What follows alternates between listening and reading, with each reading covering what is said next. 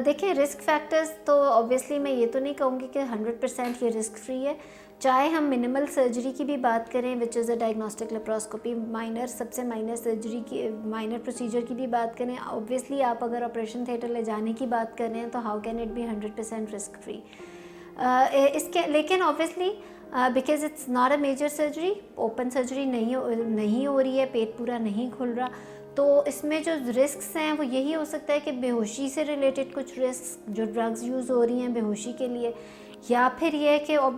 Very very minimal, लाखों में कोई एक के कोई अगर कोई आप इंजरी कर लें, जैसे कि हम जैसे नीडल डालते हैं उससे कोई रिलेटेड कोई हेमरेज हो जाए या कोई ब्लीडिंग हो जाए या कोई ऑर्गन डैमेज, वेरी मिनिमल।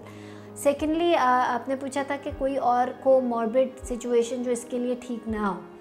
इसके अंदर कुछ हैं कंडीशंस, जैसे कि अगर आप दिल के पेशेंट हैं तो वो उसके लिए एक स्पेशल एनेस्थीसिया एनेस्थेटिस्ट का हम अरेंज करते हैं। फिर if you are allergic to something to some drug, फिर कोई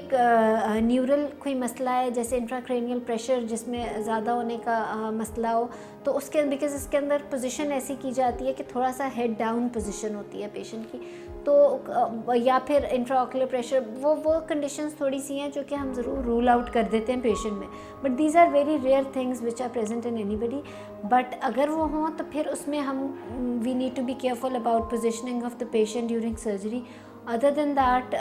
और इसके अंदर रिस्क जो हम लोग we are more careful in this is के अगर कोई पेशेंट जिसकी पहले कोई 5 ऑपरेशन हो गए हैं या पहले कोई प्रीवियस सर्जरीज है, ऑब्वियसली वो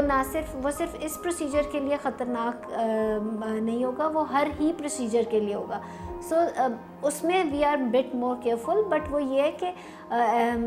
डजंट मीन कि उसमें पॉसिबल नहीं है। वेरी फ्रैंकली ऐसा मरीज़ जिसका पहले एक भी ऑपरेशन हुआ है या पहले 5 ऑपरेशन हुए हैं, उसके लिए laparoscopic surgery is better than open surgery,